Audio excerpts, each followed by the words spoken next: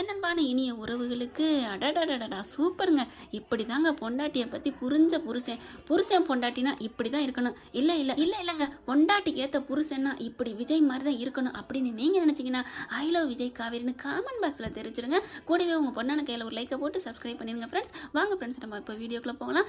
இப்போ காவேரியும் விஜய் வர வச்சு எல்லாத்தையும் சொல்லிடுறாங்க. இந்த மாதிரி எப்படியாவது பணத்தை கொடுத்துடணும், அப்பா வீட்டை நம்ம மீட்டுடணும் அப்படின்னு சொல்லிடுறாங்க. விடுடா நான் இருக்கல, நீ ஏன்டா கவலைப்படுற அப்படிங்கிறாங்க. அதுக்கப்புறம் பார்த்தீங்கன்னா 3 மாதம் டைம் கொடுத்துருக்கில்ல, அதுக்குள்ளே எப்படி நம்ம வீட்டை மீட்டுடலாம், பயப்படாத அப்படிங்கிறாங்க. வீட்டை மீட்டுறீங்களா? ஹலோ பாஸ், நாங்கள் ஒன்றும் யார்ட்டையும் அடகு வைக்கல.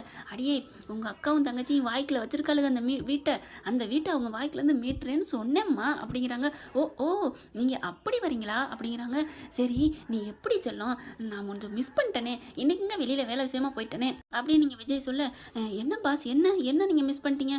இல்லை என் பொண்டாட்டி டாய் பசுபதி அப்படின்னு சொல்லி கேள்விப்பட்டிருக்கேன். அடியே கங்கா, உன் காசு என்ன 3 மாதத்தில் வாங்கிக்கடி அப்படின்னு நீ சபதம் விட்டேன்னு சொன்னில்ல, அதை எப்படின்னு பார்க்காம போச்சேடி என் செல்லா குட்டி அப்படிங்கிறாங்க. நீங்கள் பார்த்துருக்கணும், திட்டிவிட்டேன்ல எண்ணி 3 மாதத்தில். அசோக் இப்போ பார், இந்த அண்ணாமலை கோர்ட்டுன்னு சொன்ன மாதிரி சவால் விட்டோம்ல, என் புருஷன் உனக்கு 3 மாதத்தில் பணத்தை தருவாரடி அப்படின்னு சொன்ன கையில் ஆடி போயிட்டாங்கல்ல அப்படின்னு காவேரி சொல்ல, என் செல்லக்குட்டி என் தங்கக்குட்டி அப்படின்ட்டு மாமா மேலே அவ்வளோ நம்பிக்கையாடி அப்படிங்கிறாங்க.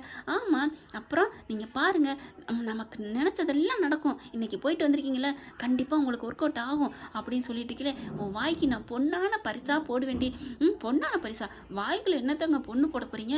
கைக்கு கழுத்துக்கு போடலாம், வாய்க்கு போய் பொண்ணு எப்படி போட முடியும்? ஏய், என் வாயை உனக்கு கொடுக்குறதாண்டி பொண்ணு, நீ கொடுக்கட்டான்னு வாயை கொண்டுட்டு போய் உதட்ட கடிக்கிறாரு மாமா.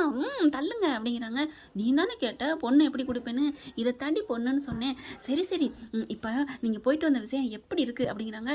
கண்டிப்பாக கால் பண்ணுறேன்னு சொல்லியிருக்காங்கம்மா அப்படிங்கிறாங்க. அதே மாதிரி விஜய்க்கு கால் வருது, ஃப்ரெண்டு தாங்க கால் பண்ணுறாங்க. டே, ஒர்க் அவுட் ஆயிடுச்சுடா, நீ பண்ணிட்டு போன ப்ராஜெக்ட் முடிஞ்சிருச்சுடி, நீ எல்லா ப்ராஜெக்ட்டும் நல்லபடியாக முடிச்சுட்டு போயிட்ட, நமக்கு ஒர்க் அவுட் ஆயிடுச்சு, நமக்கே தரேன்ட்டாங்க, நம்ம 2 பேருமே அதை முடிக்கிறோம்டா அப்படிங்கிறாங்க. டே சூப்பர்டா, எப்படா அப்படிங்கல, அதெல்லாம் பார்த்துக்கலாம் அப்படின்னு சொல்லிட்டு முடிச்சிடலாம் அப்படிங்கிறாங்க. 3 மாதங்கள் இது எல்லாத்தையும் முடிக்கணும் அப்படிங்கிறாங்க. காவேரி பார்க்குறாங்க. என்ன அப்படிங்கல, நான் தனியாக பிஸ்னஸ் பண்ண போகிறேம்மா அப்படிங்கிறாங்க. என்னம்மாம்மா சொல்கிறீங்க? ஆமாம், நானும் என் ஃப்ரெண்டு சேர்ந்து தான் பண்ண போகிறோம். ஆனால் அவன் என்ன பண்ணுறான், நான் வந்து மேற்பார்வையாக பார்த்துக்கிறேன், நீனே ஓனராக இருன்னு சொல்லிட்டான், நான் என்னம்மா பண்ண முடியும் அப்படிங்கிறாங்க. லோனுக்கு அரேஞ்ச் பண்ணுறாங்க, ஏற்பாடு பண்ணிடுறாங்க. தாத்தா கொஞ்சம் சைன் போடுறாங்க. அவங்க ஃப்ரெண்டோட அவங்க சர்க்கிளில் இருந்து கையெழுத்து போட்டு லோனை வாங்குறாங்க.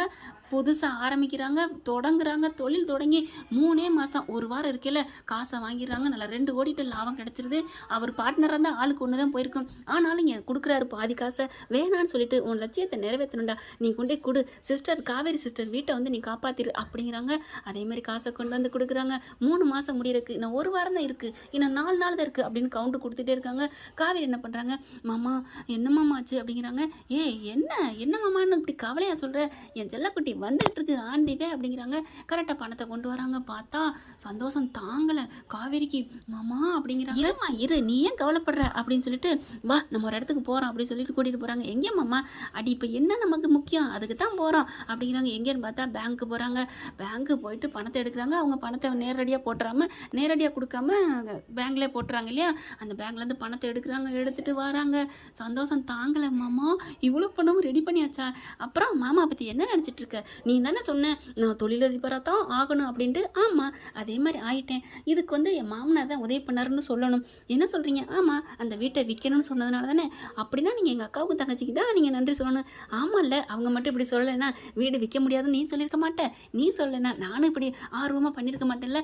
ஏமாம்மா அப்படிலாம் இல்லை, நீங்கள் உழைக்கிறவர் எப்படியும் உழைப்பீங்க அப்படின்னு சொல்லிட்டு நடு ரோட்டினோட பார்க்கல அவ்வளோ சந்தோஷப்பட்டு கட்டிக்கிறாங்க. அதுக்கப்புறம் நேராக வீட்டுக்கு வந்துட்டு பணத்தை கொண்டு வந்து கொடுக்குறாங்க. இந்தாங்க பணத்தை வச்சுக்கோங்க அப்படின்னு சொல்லிட்டு, அதுக்கப்புறம் யமுனாவுக்கு கால் பண்ணி சீக்கிரம் வாடி அப்படிங்கிறாங்க. அந்த அம்மா என்ன பண்ணுது, இது வர்றதுக்கு முன்னாடியே அவள் உட்காந்துட்டு, எங்கே அவன் மகளை காணோம், பணம் தரப்போகிறேன் வரேன்னு சொல்லிட்டு இருக்கா, இன்னும் வரல, 3 மாதம் முடிய போகுது அப்படிங்கிறாங்க. என் பேத்தி சொன்ன மாதிரி நடப்பாடி அப்படின்னு சொல்கிறாங்க. கரெக்டாக பணத்தோட அவங்க மூஞ்சியில் விட்டுருன்னு சொல்லுவாங்க இல்லையா, அந்த மாதிரி சொல்லணும் தோணுது. ஆனால் காவேரி அப்படிலாம் பண்ண மாட்டாங்க, கையில் கொடுக்குறாங்க. என்ன ஃப்ரெண்ட், நம்ம செல்லங்களை நம்ம விட்டு கொடுக்கலாமா? பார்த்தா அவங்க பணத்தெல்லாம் வாங்கிக்கிறாங்க. இனிமேல் அப்பா வீட்டை விற்கிறேன், ஆட்டுக்குட்டி வீட்டை விற்கிறேன்னு சொன்னீங்க அப்படின்னு சொல்லிட்டு, மாமா அந்த பத்திரத்தில் காமிங்க அப்படிங்க அப்படிங்கிறாங்க. என்னடி இது, கையெழுத்து போடு. என்னடி எங்கிட்ட கேட்குறா, பின்ன வீடை வித்தாச்சுமா, உங்கள் பங்கு வேணும், நாளை பின்ன மறுபடியும் விற்பேன்னு வந்து நின்னீங்கன்னா நான் என்ன பண்ண முடியும் அப்படின்னு காவேரி சொல்ல, நம்ம ஆளு சரியான ஆளு தான், விவரமா தான் இருக்கிறா அப்படின்னு விஜய் நினச்சிக்கிறாங்க. என்ன மாமா என்ன பார்க்குறீங்க, வேற லெவல் காவேரி, பின்ன அக்கா வந்தாலும் தங்கச்சியாக இருந்தாலும் சரிங்க, எழுத்து பிரகாரம் கரெக்டாக இருக்கணும், இல்லைன்னா நாளைக்கு மறுபடியும் விற்பேன் பாருங்க, இவளுக்கு நான் இன்னும் இதை விட கோடி கோடியாக பணம் கொடுக்க ரெடியாக இருக்கேன் மாமா, என்னை பற்றி உங்களுக்கு புரியாதாடா போடா அப்படின்னு கோச்சுக்கிறாங்க.